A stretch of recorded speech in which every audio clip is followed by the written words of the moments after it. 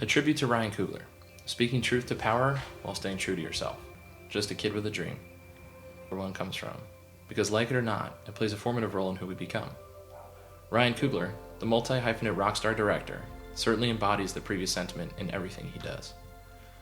Born and raised in Oakland, California, Coogler has masterfully taken his life experiences and worldview from growing up in the Bay Area and infused its many lessons into every film he makes. A truly authentic and genuine filmmaker, I wanted to highlight the work of his career to date and why I cannot wait to see what comes next for him and his singular voice. You want to be a what now? With a highly prolific and impressive resume as a football player in high school and college, I would imagine this phrase coming out of many a teacher, teammate, and coach of Coogler's when he told them he wanted to be a filmmaker.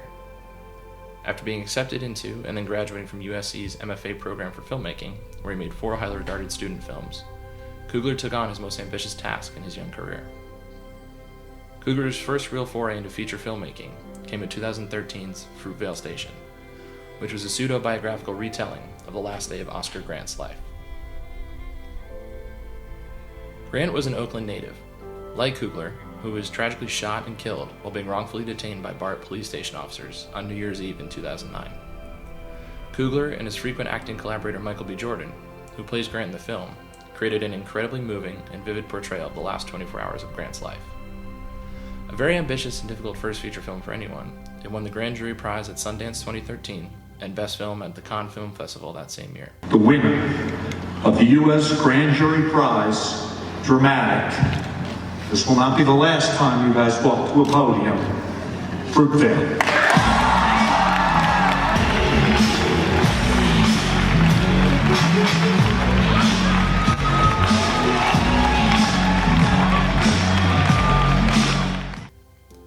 Upon the strength of the film itself and the awards collected for it, Coogler announced himself loudly and proudly on the scene.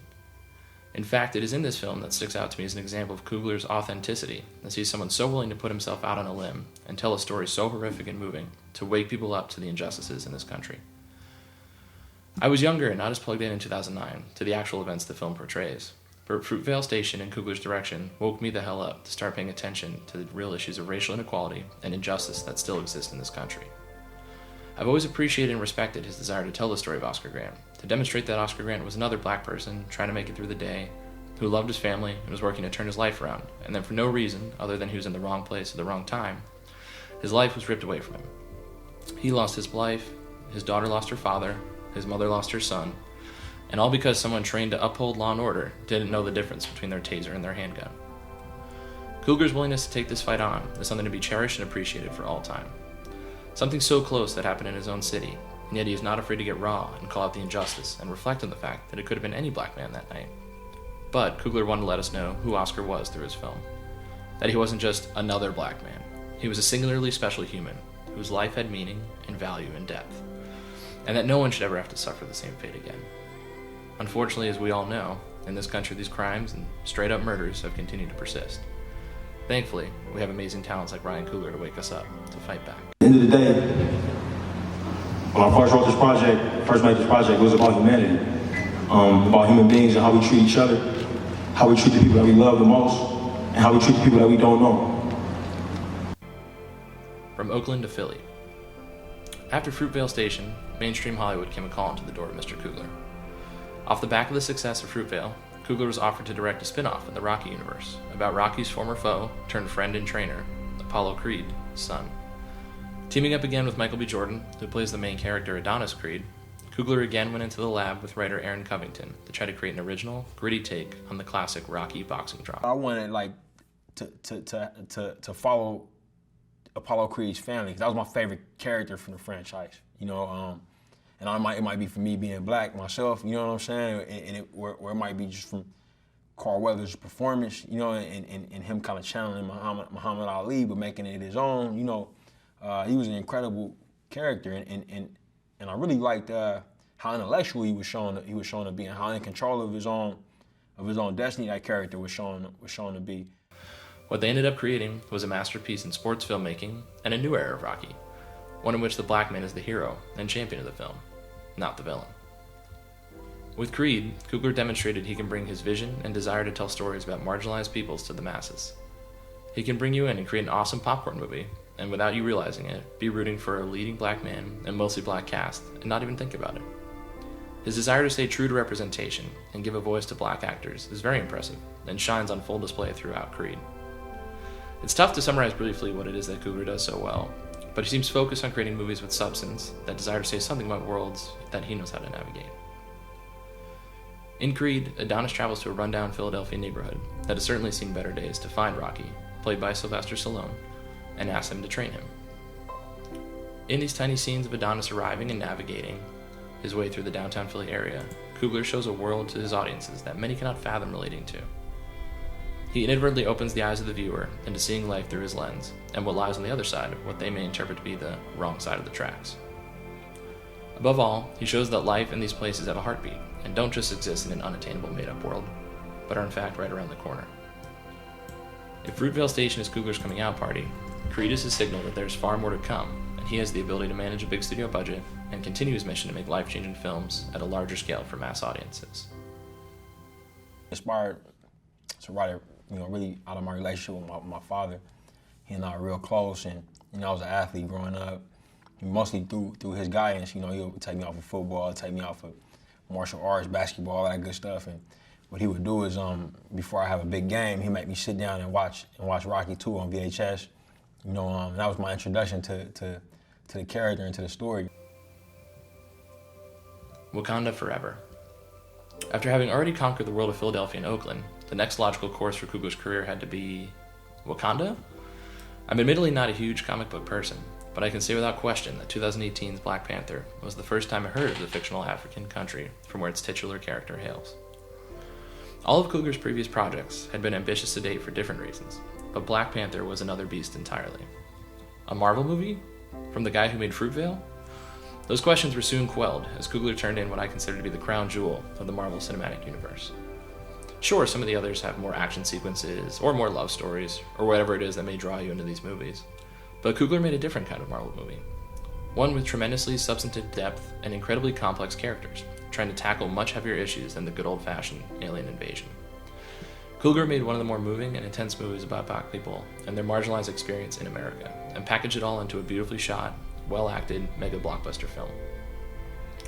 Once again reuniting with Michael B. Jordan, though he plays the villain this time, and collaborating for the first time with the late and incredibly talented Chadwick Boseman and Lupita Nyong'o, Black Panther to me is Coogler's true crowning achievement.